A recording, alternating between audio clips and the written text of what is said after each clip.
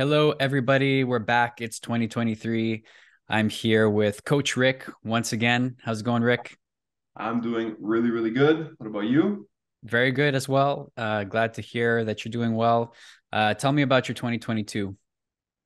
Oh my goodness. Well, this was like my first full year as an online coach. So there was a lot of learning curves. Definitely. I mean, that's something I expected. And honestly, the last few years of my life have been nonstop goal setting and achieving a lot of these goals, which I'm really proud of. But of course, to get to where I'm at right now, I had to put myself in like very uncomfortable situations. Like it was to the point where I told myself, if I am uncomfortable, there's like a period of growth that I'm in. So I just told myself to be comfortable with being uncomfortable. And I know it sounds cliche, but it really helped like mindset wise to let me just keep going and push through everything. In terms of my actual clients, like that's doing really well. Like those who onboarded with me, like have learned a lot, have really pushed forward in their goals, of course. And now my next steps are pretty massive. I'm unveiling something in the next few weeks that I've been working on for a couple months now. So it's taken up a lot of my time doing like 10, 12-hour days, probably working a bit too late into the night, but I'm just too stoked. Like sometimes, my wife will be like, let's go watch TV. And I'll be there for 30 minutes and it's like, I can't waste this like time and this creativity that's in my brain. So I'll just kind of jump on the computer and just like work on all the stuff that I got to work on for this project. So I have a lot of plans for 2023, that's for sure. That's awesome. I Yeah. feel you with that need to fill in all of your free time with being productive. It's definitely something that I experienced too. And I've noticed a lot of the new things that you've been doing recently with the live Q&As on Facebook. I've enjoyed some of those. New video content that I've noticed on your page also looks really great. So I'm excited to see what you unveil for this year. Thanks, man. I appreciate it. So it's 2023. I really wanted to talk to you in particular, being the probably the biggest fitness guru that I know, because this is the obviously the New Year's resolution stage that we're in, and most people who make resolutions tend to want to improve their level of fitness, whether through nutrition or exercise or whatnot. So I wanted to pick your brain a little bit on that. Everybody's got fitness goals, or a lot of people have fitness goals, myself included, but I don't like to define them as New Year's resolutions per se. What are your thoughts, generally speaking, on New Year's resolutions? Are you for them, or do you think that they're, overdone? Okay, overall, I tend not to concern myself with things that are could be helpful or not. Like if it works for you, like so be it. Like go ahead. If a New Year's resolution is going to be the thing that's going to motivate you to push towards your goals and achieve them, that's really, really good. But if you want to hear my unhindered response on that, it would be that I really don't think that this random day of the year, like yes, it's a new year, but like all that means is that the earth went around the sun a full turn. Like there's nothing truly significant about that day. So if you push your goals, if you push them for the future, like let's say it's like September, and you're like, I'm not going to do this now. I'm going to do this in the new year. Why? Like, do your goals really matter to you that you're just going to extend them and wait another 3, 4 months? Well, what does that tell you about yourself as a person and how important your goals are for you? Probably not much, right? So by the time New Year's comes, and then it's like, oh, I told myself I was going to do this, and now it's literally January 1st and you have no plan in place. Like, why do you think so many people fail? It's just because it's an afterthought. Like people's own health, their own health. And I just made a reel about this yesterday, but it's like an afterthought. So pushing it 3, 4 months in the future and avoiding your problems today is not going to suddenly create a path of success. It just won't. Yeah, definitely. I kind of see it in two different ways also, which kind of contrast. So you have the, arbitrary calendar date, January 1st, when most people like to make their goals for the entire year. And a lot of people say that you'll never be ready to do something, so just start it now, And then there's another school of thought that says you need to really be prepared to take that next step in your health and fitness goals, and a lot of people aren't prepared on January 1st, which is why they end up failing. So, what side of the spectrum do you fall on? It's probably a mix of the two, but where do you stand on that? Well, when it comes to being prepared, I think that the true preparedness just comes from the mental aspect of saying, okay, there are certain things, certain actions and habits that I have in my current life that are not conducive to my health. Therefore, I have to change somewhere and somehow. Now, does it mean it has to be this like massive change? Like you have to be so ready to implement, like go to the gym 5 days a week, run, go for jogs every single day, and like I don't know, intermittent fasting and starving yourself. You don't have to do all of these things all at once or at all, to be honest. I mean, you can just choose smaller action steps and just work on those, right? So having to be ready is just more of a mental placement of the next few weeks, months, and ideally the rest of your life. It's just saying, okay, I have something that I have to work on. Am I ready to really admit that things need to change? Because from that moment when you say, okay, yes, things have to change, it doesn't have to go from 0 to 100 in like a week, right? You can just start with, I'm probably not drinking enough water. Let me start with that, which is the easiest thing you can be doing. So, I mean, if I ask you, like, how ready are you, Robert, to drink a glass of water today? You know what I mean? It's like, it's a glass of water. Just Yeah, drink a just few do of it. those, you Like know? how ready do you really have to be? Yeah, exactly. Yeah. I guess if you have a really ambitious goal that will require a lot of planning and commitment, that's a different story, right? But not everybody makes resolutions to that level. Oftentimes it's a lot smaller and easier to implement. And I guess the success rate increases with the simplicity of your goals too. That makes sense. Yeah. So one thing, speaking of success rate, I looked up some stats on New Year's resolutions because I was curious, and I found this site that put a lot of stuff together. So I want to go through some of these things with you. According to this summary, 38.5% of US adults set New Year's resolutions every year. So almost 40%. And a lot of those are fitness related. It says 48% want to exercise more, making it the most popular New Year's resolution. Why is this such a thing? Like why do so many people want to get in shape and and the success rate according to this website also is only 9%. So like how come it's such a driving force for people and why do they fall so short most of the time? It's a good question. I think there's a lot of reasons for that. I mean, number one, we're looking at the statistic on New Year's resolutions, but you've seen the statistic on how many people are overweight and obese. Yeah. It's like Scary. 60 to 70% of people are overweight. And then some in that category are obese because obese is like a class above being overweight. Right. So you have less obese and overweight, but if you just class it as overweight and overweight and obese, you have something like 70% of people. Like that's crazy, right? Now, if you couple that with the fact that most people identify with themselves in terms of their body image, well, then you have people that will look in the mirror and internalize that they're not happy with what they see. So it's really not a wonder why most New Year's resolution goals are fitness related because really what they're trying to say is I don't look good, like I don't feel sexy, I don't feel attractive for my partner, maybe I'm single, and I think that when people look at me like they don't see my value.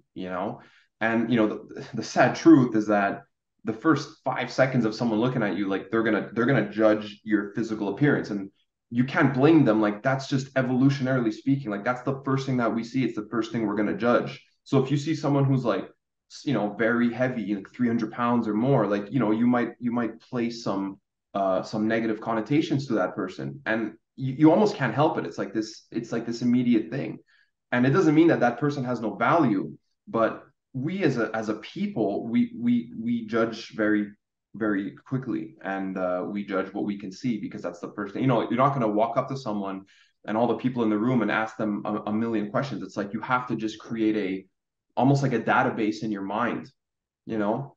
So people know that of themselves. So of course on New Year's Day, they're like, okay, I got to improve on these aspects of myself because I don't feel good.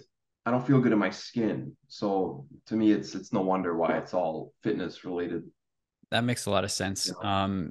Yeah, the I guess the obesity rate that we always hear about particularly in the US, I think Canada is probably close to that as well, is pretty Yeah. alarming. Yeah. And have you noticed this push towards like body positivity in the Mm. media and all over the internet and everything, where it's like acceptance of your physical qualities, whatever they are. And so it's almost like a push to avoid looking at your shortcomings or ways that you can improve and just being happy with how you are regardless. Like, what is your Yeah. thought about that? I think that our brains want us to feel comfortable and safe and protected. And so any instance in our lives where we're in a state of discomfort, our brains will tell us that that's not a good thing and that's not normal. So we'll try and avoid those positions, right? But the problem is you have to go through these periods of being uncomfortable if you want to grow. That's what growth is all about. So I'm not a look, I find society nowadays, it's just everyone's way too sensitive. Like no one is able to just look at themselves and be honest with themselves. Everything's just like this false facade of what their dream life will be. And they can't just internalize and be like, you know what? Like here are my actual shortcomings. Like how can I improve these things? It might take time. It might take years. It might not even take just weeks or months. It might be, it might be uncomfortable. I might have to hire someone and invest money in myself. But who wants to do that, right? It's again, you're placing yourself in a position of discomfort and you're kind of putting the spotlight on yourself and no one wants to do that. But then the problem is because nobody does that, you look around and when you really start to get to know people, you're depressed, you're not happy, you're on pills, you're drinking a lot of alcohol to cope with your problems. Like there's just so many things that people are doing instead of just improving upon themselves. Oh, but I can't say improving upon themselves because everyone's perfect in the way that they are, right? Right. Bullshit. I'm Yeah. sorry. Like, I'm sorry. It's just not the case. For example, I'm going to use myself so I don't offend anyone else. Myself, 2 to 3 years ago, there's no way in hell I would be doing all the stuff I'm doing right now because my mindset back then was who wants to hear me speak? There's so many other fitness influencers. Why am I important? Am I even a good coach? No, no, like all these negative things that didn't produce anything in my life. They just kept me in a state of like equilibrium that I was not really content about, right? So it's Mhm. only in these last few years of really internalizing and saying, okay, why? Why am I worried about what people think? Why? Is it because I'm scared to fail? Is it because I'm scared to show myself? Or people hate their voices on when they hear their own voices. Man, I've Yeah. heard myself speak so much now when I'm editing my own videos that I couldn't care less. Like there's all these stupid things that kept me back that now I internalized, I improved upon, and now I don't deal with those problems anymore. I'm every day I'm pushing towards my goals, like big time. And more people need to have that pursuit. They need to have that like sense of action. Definitely. I'm 100% with you. I think, though, there's also another problem on the opposite end of the spectrum with people trying to show themselves as greater than they are, or embellish their improvements and stuff like that to try to impress, especially online and with social media. Have you heard of the Liver King and the recent scandal Yeah. with him? Yeah. That to me highlights exactly like the opposite end of the problem. It's the toxicity of trying to push yourself to a place that is unachievable and unattainable. And obviously he lied about taking performance enhancers and stuff like that to Yeah. get his physique. Um, claiming that it was all done naturally and with his 9 ancestral tenets and whatever. Um, so as with all things, I think it comes down to balance, right? You need Yeah. to you need to push yourself in order to grow and not get comfortable and complacent with where you are in life, but also, realize that you don't need to impress everybody. You don't need to necessarily be the best in the world. You just need to be better than you were yesterday. Yeah. So, I mean, I definitely don't think that people's motivation should be to impress other people because at first that might feel like you're improving upon yourself, but there's always going to be this like nagging insecurity that you have to be better, not for your own sake and for maybe your family's sake, but you're trying to be better for the sake of other people. But are those people living your life? Are those people paying your bills? No, they're not. So they should have like their feelings of on you should really have no bearing on how you should be doing things. I mean, of course, assuming you're doing things in a way that's conducive to you, you're trying to better the people around you, such as myself. Like there's ways of doing things where it's respectable and honorable, and the way Liver King did it, for example, was probably not. I mean, maybe I'm sure he helped people. I'm not going to say that he helped nobody, but the whole thing about his 9 tenets of ancestral living will get you to look just as he did. I mean, dude, you were on so many steroids that like you can't tell people that by stepping on some grass and drinking some water and getting some sunlight, they're gonna have like 20-inch biceps. Like, give me a break. Yeah, and in the email leaks, things were even revealed that contradict his tenets to a certain degree. He admitted to not getting adequate sleep, not sleeping well. Mm. I'm sure his stress level was probably rather high because of the constant grind of always keeping up with everything that he had to do. And like running a business of that size and being the face of it must take a toll on you mentally as well. So Yeah. yeah, it's definitely, he definitely wasn't practicing everything that he preached. Yeah, people glamorize owning like these big businesses and whatnot, but if you question any of these major CEOs or major owners of these companies, like they're very busy people, and not only are they busy, but like they're working hard and they're thinking hard, right? It's almost like they're on 24/7. Sometimes like I'll wake up and it's like I'll have ideas like almost off the bat, and sometimes it's a good thing and sometimes it's like, man, I can't even stop it. It's like this machine, and I can't even imagine if I had a company worth, I don't know, I think he's worth like what, 100 million or 200 million, some crazy amount of money. Something I like mean, that. Hard like to at know for that, sure. yeah, for sure, but at that point, like the work that's required to keep what you're doing afloat, I mean, it's basically your baby, and people think that they want that, but no one's ready to put in that amount of work. Nobody. So yes, he took steroids, but he still put in the work to build what he has. Obviously, he didn't do it in an honorable way. But if someone did it in an honorable way, and there's plenty of them, and then people say, "Oh, I'm jealous of that guy. I want that lifestyle." It's like if you want that lifestyle, like how much work comes with it to get Mm, there? A lot, and you got to be uncomfortable yeah. for many years before you get there. And it's just most people won't be able. That's just the truth of it, is most people won't be able to do that. I think that another like reality of the situation is that he probably wouldn't have gotten to the level of like I'm going to say success, but the level of fame and recognition that he got to without the steroids, right? Because, you know, he would have probably been still successful preaching about his ancestral tenets and whatever, and he would have still been in awesome shape. But if he wasn't a freak of nature like he is, I don't think he would have attracted the same type of audience. Yeah. And also even with his admission that he lied, I'm sure that he hasn't lost a significant portion of his following because Mm. the messages that he was delivering are still relevant for the most part, I think. Yeah, I saw his 9 tenants, and like, yeah, I mean, for the most part, the majority of them are good things to follow. Some of them are a little bit overstated, like a little bit exaggerated, but whatever. If it helps you feel better about yourself, that's going to reduce cortisol, and then you can say that reduced cortisol is going to help you with your testosterone. So there's always a way to kind of like cheat the system and make it sound like it's going to be good for you. Like I can say, you go for a walk and you read a book, you feel relaxed. That's a test booster right there. Mm, Okay. I mean, I'm not wrong. You're reducing cortisol, and cortisol has a direct effect on levels of testosterone, but I'm not going to start selling my test booster as a go for a walk and read a book. Like it's just, it doesn't make sense. right. So we were talking about growing a business and how exhausting it can be. Everything comes with a price, right? So as a business owner yourself, and you have goals for this year, you've done a lot last year too. How are you balancing that? How are you managing to take care of yourself and grow your business simultaneously?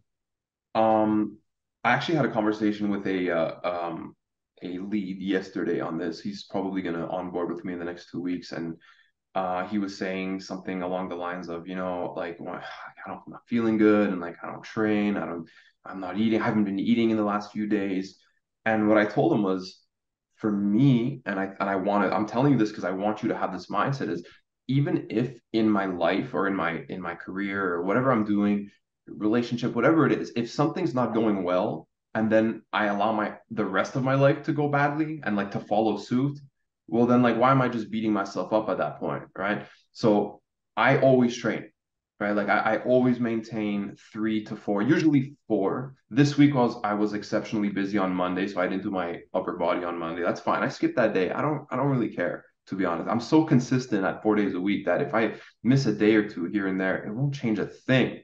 But that's because I'm so consistent for like literally 14 years now, right? And when it comes to nutrition, I'm not gonna just suddenly go to the store and buy a bunch of crappy food. Like, I mean, I'm making I have 2 organic chickens, like whole chickens that are thawing in the fridge that I'm making like massive chicken soup. Like, I mean, 2 of them. So it's gonna be like this big double vat of soup. Anyway, the point is my nutrition doesn't stop just because I feel shitty in another area of my life. Same thing with training. I always make time for it. It's not how can I fit training in my life. It's how can I fit my life around training. How can I fit Mhm. my life around ensuring that I'm eating foods that are going to support me, support my thinking, support my energy level, support my sleep, and support my training. It's everything else fits around that, and it always has since I was like in college.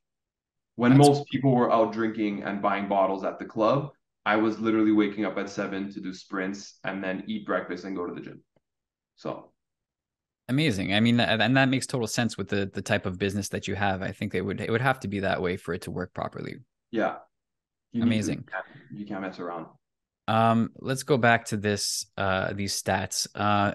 I'm seeing 38.5% of US adults set New Year's resolutions yearly. We already went over that one. 52% focus on one resolution, whereas 47% set multiple ones. And this Hmm. ties into another question that I wanted to ask. Not only is it better to set like a single resolution, focus on that, or multiple, but also is it better to be very specific with your resolutions or keep them more general? Like a lot of people, it's I want to be healthier in 2023, like as opposed to I want to lose 15 pounds. You know what I mean? Yeah. Honestly, the difference between those two is actually not much because even saying I want to lose 15 pounds, it's way too general. Because okay, how? Like then what? You know what I mean? Like how are you going to do that? Like you're just saying something. It's still not actionable enough. So I would break it down further. And that's where you can have multiple New Year's resolutions, but they're all related. So for example, okay, the big goal might be to lose 15 pounds, but what does that really look like? What it really looks like is I'm gonna have breakfast 6 out of 7 days when now I'm doing 2 out of 7, for example. I don't know. It looks like I'm gonna make sure to drink my 3 liters of water every single day. I'm gonna make sure that I turn off my phone and I charge it in another room when I go to bed so that I can sleep better and not have to worry about any messages or anything. You see, like those to me are real New Year's resolutions because you can just take that one thing and it's already telling you what to do. Because if I say my New Year's resolution is to lose 15 pounds, like if you tell that to someone, like they can't do that because there's nothing actionable about it. But if I say my New Year's resolution is to drink more water, um wake up earlier so that I could go to bed earlier and just have a better circadian rhythm and sleep and nighttime cycle there, as well as having breakfast, like, oh, I can do that, I know how to do that now you That's know great. So take the more general goal and break it down into actionable steps to take. Yeah, and do that for everything. Like in terms of my business, like I have 3 screens, and like each of my screens has all my project that I'm doing, right? And I have like all these actionable steps, and some of it is like, I have a Canva membership, and on Canva I'm creating like all the pictures that are gonna go along as the thumbnails for all the video lessons that are gonna be as part of this project, So it's like that's an actionable step. Create that those images, like that's a thing that I can get done right now. Great. Yeah. So more stuff about statistics. 59% of young adults have New Year's resolutions, making them the largest demographic. So according to this, younger people are more likely to make resolutions. People over 55 are 3 times less likely to have resolutions compared to young people. I wonder why that is. Do you have any ideas? I mean, it's making me laugh because if I had to guess, I'd imagine that those older folks are probably like, man, I tried that and failed so many times. I've given up. Like I'm done with New Year's It's resolution. over for me. Yeah. Then you have like the bright-eyed 20-year-old that's like, I'm gonna change the world and like I'm gonna do this, this, and this. And then like 5 years pass and like barely anything got done. And then people fall into like this depressive states, like nothing could get done. And it's super sad, of course, but Yeah, and I mean you see it directly going to the gym. Like January, the gyms are yeah, packed. It is jammed. I avoid them in January specifically for that reason because I know in February it's going to be pretty much back to normal. yeah, exactly.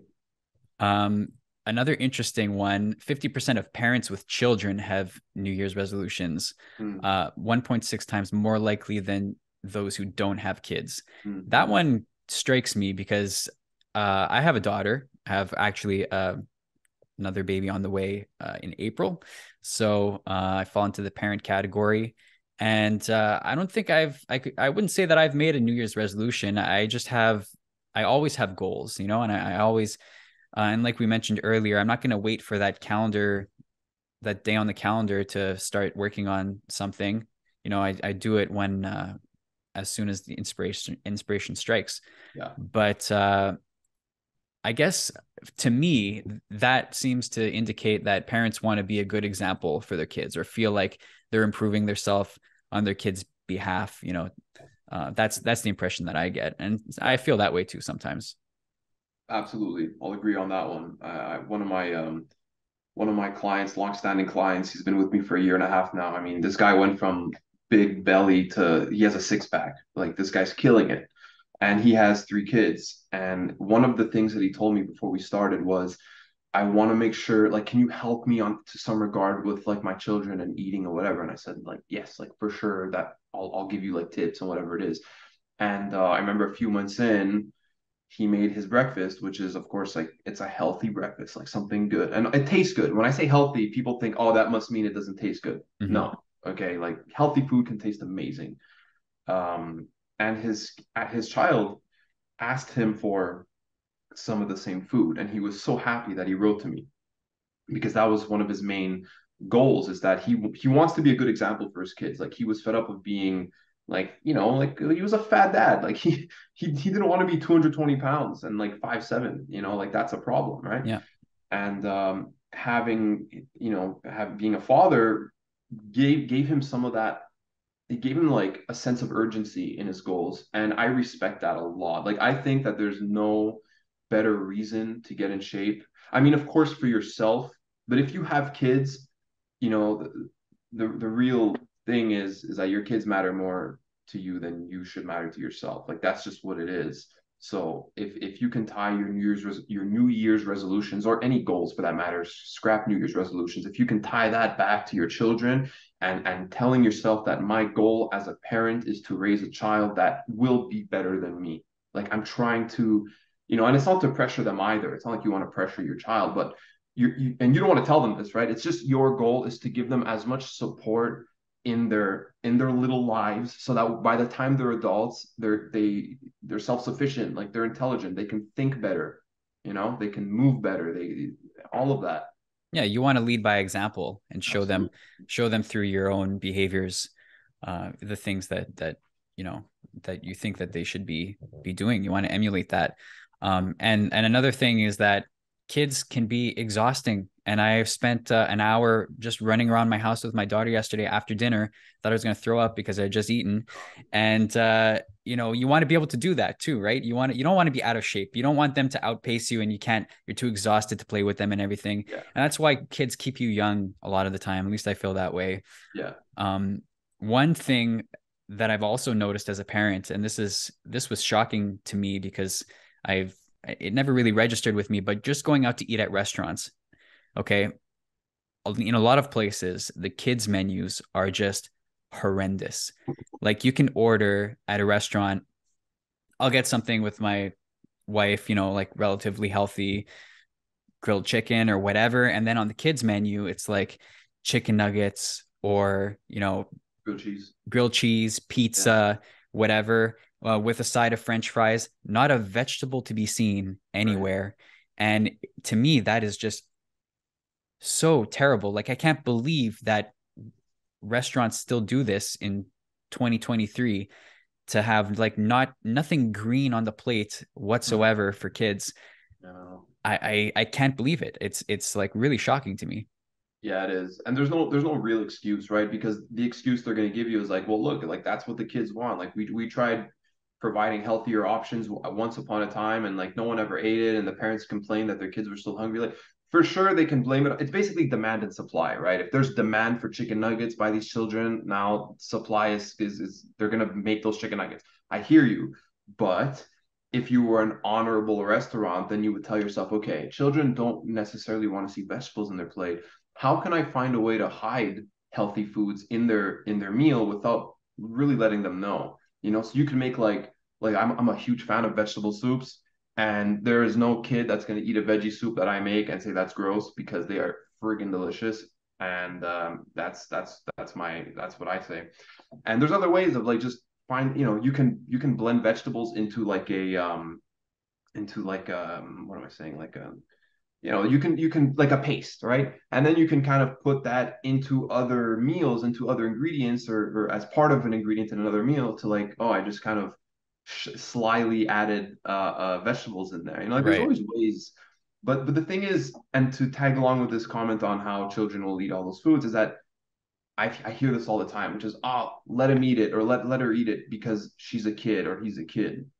Well, okay, so you're telling me that the growing body that needs all these nutrients to properly grow into an adult, they can afford eating shitty food. If anything, it's reversed. You as an adult that you're already finished growing and maturing, you can probably afford that crappier food more than the child whose microbiome is developing, whose brain is developing, whose system is not only just developing physically, but the mental aspect of what foods are going to motivate that person. I mean, if your kid does something good and then you give your child, I don't know, like chocolate or chicken nuggets, what do you think you're telling your kid? You're saying you succeeded in something, chocolate. So now they get older and they have like a chocolate complex. I have that, by the way, just saying, straight Well, up. it's very common to see. Like I don't know how many times I've witnessed parents bringing their kids to McDonald's as a reward for doing something, for getting Yeah. an A on the report card, or something great.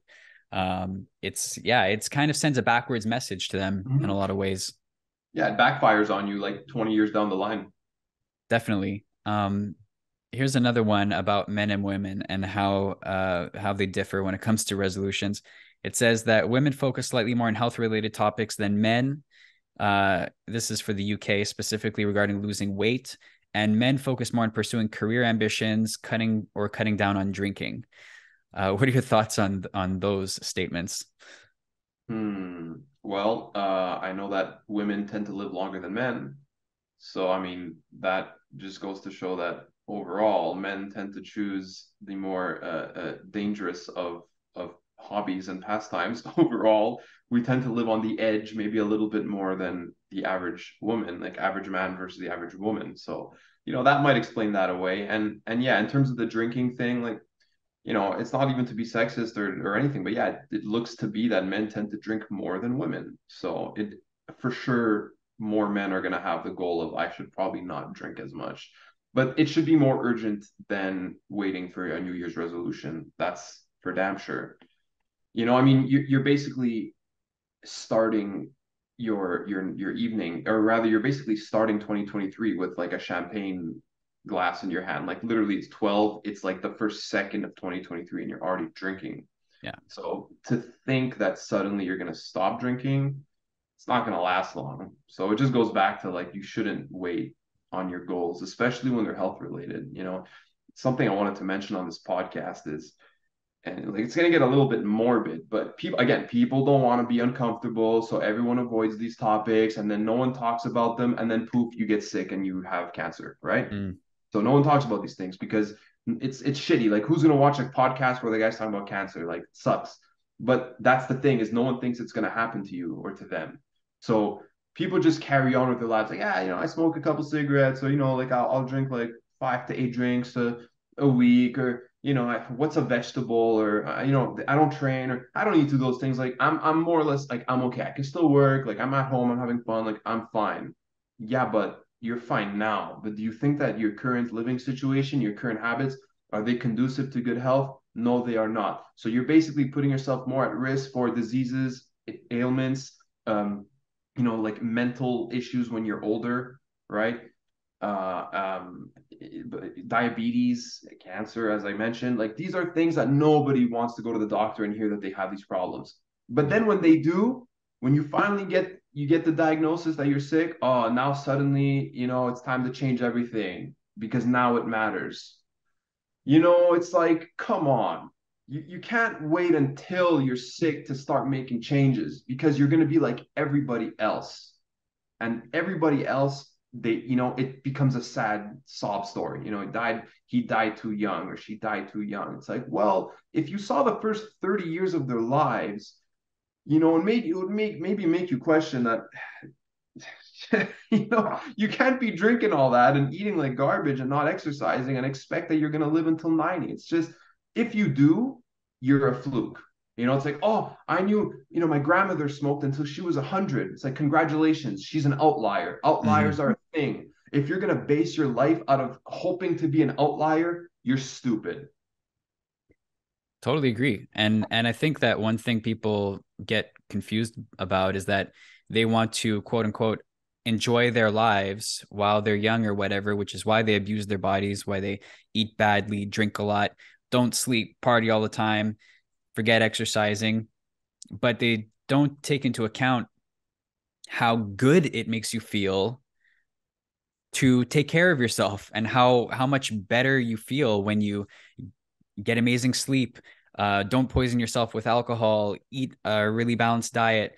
Hmm. Like all of those make you just feel amazing. And until you actually decide to do that, you wouldn't know because the popular, I guess, the popular belief or whatever is that, to enjoy yourself, you have to put your body through hell, basically.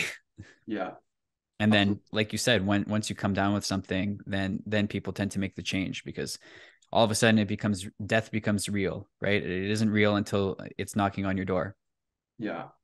That's a shame, honestly. I never, it's just something that, like, even when I was younger, it was something that I always had in the back of my mind is like, I'm 18 now, or I'm 20 now, or 22 now, but like one day I'm going to be a bit older. Like, how can I ensure that by the time I get to that age, I have led a life that will keep me feeling young and I guess looking young, because that's also important for me. And most of the people I knew around me didn't have that mentality. It was very rare that people around my age at the time. I mean, now it's starting to become a little more important because people are having kids and they're starting, oh, I have aches and pains, and I'm losing my hair and all these problems. But they wouldn't have had those problems had they thought like me 10 years ago, you Yeah. know? Yeah, Foresight. it's just a foresight, yeah, and it's a reality. As some people pick up on things, at different parts of their life. I think that's Yeah. just so much depends on your surroundings and the people that you live among. And that's one of these things. Like the saying, you can lead a horse to water, but you can't make it drink. Like talking to people about this stuff, it's hard to really make it sink in. A lot of people have to realize these things on their own, Yeah.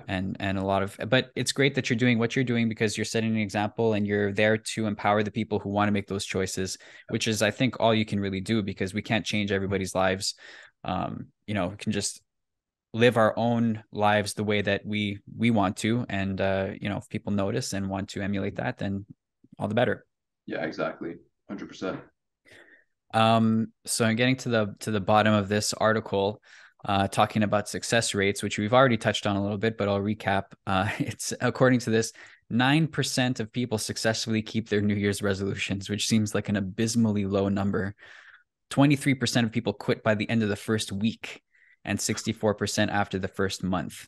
So I don't know Yeah. how they're coming to these numbers, but it doesn't seem too far from reality because a lot of people talk about making resolutions, and how many of them are still working at them in June, like halfway through the year. Most people are all talk. Yeah. That's the problem. And not only that, right? They're all talk, but they don't know how to sustainably get to their goals. Like let's say it's a fat loss goal because most of the time it's that, right? Um, what most people will do on a fat loss goal is they'll just like stop eating. Like they'll basically starve themselves. And that's like a big problem. And there's actually ways to do it properly. So there's something called a modified fast. It's a protein sparing modified fast. Okay, and it's a way to do it, but it's very specific. And if you just fast and eat very little food, you're gonna set yourself up for failure. At least give it 2 weeks, and you're gonna really start losing it. You're gonna start losing your hair, literally and figuratively. So my point here is that a lot of people, the way they think that they have to get to their goals is through these extreme measures, right? And then they have no more cards left to play, right? It's like if I'm if I'm playing like I don't know, Magic the Gathering. I don't play Magic. I don't have any of the cards. It's just that's the first thing that popped into my head. And I have like my deck of cards. And I have like, I don't know, my strongest card on my first hand. Would it be wise to slap that down as the first card? Like the best thing I can do right now, right off the bat. It's like, yeah, it might win me a couple hands or whatever it might be. I don't know how to play the game, but it's probably better that I start slower and kind of build up to something and then use that card when it makes sense to use it. So people start too extreme and you can't go anywhere after that. You already started at like the highest thing, so there's nowhere left to go. And then they just fail because there's nowhere left to go. Right. When you're trying to go from 0 to 100, Yeah. it's very hard to keep that up. It's like sprinting instead of treating it as a marathon. Yeah, there's a way to get that done. There's certain steps that should be taken first, and most people don't know that order. I don't blame them. They're not educated in this, and that's why I am, and that's why ideally, if you really have a New Year's goal and it's health related, you should just bite the bullet and like hire someone who can help you. It's like, your car is broken and it's making a weird clanking noise. It's like, are you going to fix it yourself? Well, no, you go to a garage, you whip out your wallet and you pay for it and it gets done. I mean, people don't treat their bodies the same way they treat everything else. Like, oh no, our basement was partially flooded. Like now we have to call like this person and that person, or oh, the dryer broke. We got to call the insurance and help us.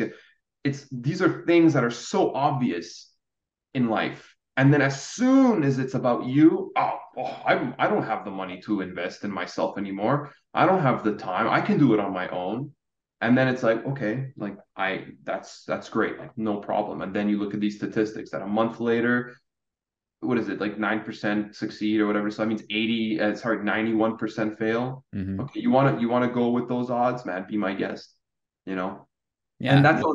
that's not to say that I have all the answers to all of my problems. Like I look, I this year was my most expensive year. I've invested just under $40,000 in my education and in my coaching for myself. Hmm. A lot of it is like marketing kind of coaching and like how to build this and that and these were things that I did on my own and I was close enough, but I knew that I can continue trying to figure this out on my own and maybe get there in 3 to 5 years, or I hire the best in the business, which is what I did, and now I have a team that's guiding me through all these steps. It's Yeah. like that's the level of want and desire that I have for my career, that people should have that level of desire with their own health. Absolutely. I hear it all the time. You can pay now to ensure your health, or you can pay later in medical bills or whatever once you get sick. Absolutely. And you know That, what? Let's Sorry to cut you off. no problem. um, if we can quantize our happiness and not just look at dollars as just dollars and actual like money. So if I quantize my happiness, if I quantize the years in my life that I spend without pain, the mornings that I spend without feeling like I need to go back in bed, the evenings where I feel like crap and I have no belief in myself and I just want to binge eat everything. If I can quantize those things, well then suddenly improving my health makes it the best return on investment that I can ever do. I mean, you could have invested in Bitcoin in 2013 and that still wouldn't be the investment in yourself that would lead to a lifetime of prosperity. Like, it's cliche to make it sound that way, but I mean, look at all the people that have taken care of their bodies. Like some of them, it's like that guy's 70. It's like, I mean, he looks like he's 40, you Yeah. know? Yeah, it's amazing. And going back to what you said about people uh trying to play the strongest card first, like setting this lofty goal and going for it. The fact that that doesn't work and shouldn't be the strategy actually to me should be encouraging to people, because it says that you don't need to kill yourself to achieve this very drastic goal. It's really much easier and simpler than that by implementing the small things that you were talking about before: drinking more water, changing little things. I read this book like a couple years ago now, Atomic Habits by James Clear. It's one of my favorites. And it's really just about making these little sustainable changes. Yeah, And if you do it for, I don't know what the time frame is, 30 days, then it goes from it turns into a habit, and then it's just ingrained in your patterns of behavior, and then it becomes part of your life. And then compiling that over time, you make tremendous changes in like a year. Let's say you can just go from living your normal life to something completely next level just by implementing these little changes that compound over time. absolutely. I mean, I've never been a fan of like these massive goals. Like I've never done any competitions or bodybuilding shows or anything. I mean, maybe I could have at one point, but I kind of enjoy doing it just for the sake of doing it. And it's just compounded small things that I've done over the years, and now someone would look at me and like, oh, of course you're lean, or of course you can lift all that weight. It's like, but what do you mean, of course? Mm-hmm. Like you don't see literally over a decade, almost a decade and a half of like all the small things that I did to get there. So yes, it definitely does compound over time. Like absolutely. People have to see that. People have to like experience that because it's really inspiring when you can prove to yourself that you can get something done, right? Because what happens is what we don't see when we're talking about these New Year's resolutions things is that because we're looking at it as like a one-time thing, like this New Year's resolutions, like this many people failed or whatever. But what if you ask the question, how many times has that same person failed? And then the answer is like 5, 8, 10, 15, 20 times. What happens to that person's morale and that person's belief of their own abilities? It goes down the tubes, it goes down the drain. Like they like have a task in their mind, and probably right off the bat their body and their mind is telling them like you're probably not going to succeed because you haven't succeeded ever. Like that's depressing, right? So if you can have small successes such as, hey, it's been a week and I actually stayed hydrated like literally all week, like that little win, like, oh, your brain's going to feel that. It's like, oh shit, like I was kind of able to kind of get something done there. It's like, Mm-hmm. okay, well, instead of going to the gym once every 2 weeks, like what if I go twice a week? And then like you get that done for a month. You're like, damn, like I did that. And I stayed hydrated throughout that whole time. And I always stayed hydrated for a whole month. And then that compounds into, well, what if I change, like what if I kind of alter this behavior or modify that behavior? And then when you do that for like a year, you can be like a different person. Like, I mean, you go to a family event where you don't see cousins for a year, they're gonna look at you and be like, who are you? And you're like, oh man, I'm a changed person. Like, Yeah, that's a great feeling. and then they think that you did these massive steps to get there, but all you did was drink some water and like go to the gym more often. Totally. So Um, and well, this is probably the last point that I want to touch on, because at the bottom of this article it says successful individuals are likely to experience 14 slip ups during a 2 year interval of whatever, like working on their goal. And I think that's important too. It's managing your failures, and not giving up on yourself because you made a slip up. It's just like, being consistent with your goals and achievements. You must also be consistent when it comes to the times that you make a mistake, and not let it just kind of degenerate into this, sliding down the slope and going back into your old ways. I ate a slice of pizza today. Oh my God. Oh, well, there's the dessert. I might as well go for that. I've already failed today. Why not just like go all out? That's such a backwards way of thinking about things, because you can indulge a little bit. And I think it's even healthier to do that because then you don't feel completely deprived and then tempted to binge eat or whatever. So like what's your message about indulging once in a while and not being too hard on yourself if you slip up? I feel like it really depends on how often, right? So for example, I've spoken to people who were like, man, I love sweets. Like I love sweets. I have them every single day. And I would look at that as well. If I had sweets every single day, they probably wouldn't feel that special anymore. So I'm going to limit my intake, not because I don't like sweets, but because I love them so much that when I do have them, I want it to be like amazing. I want it to be like, man, like that was so good because I haven't had it in 2 weeks or in a week or whatever it might be. So it's kind of like you can't have light without darkness. You know what I mean? Mm. Like there has to be a balance there. And if there's only darkness or if there's only light, well, like that doesn't it's just not conducive to a proper balance.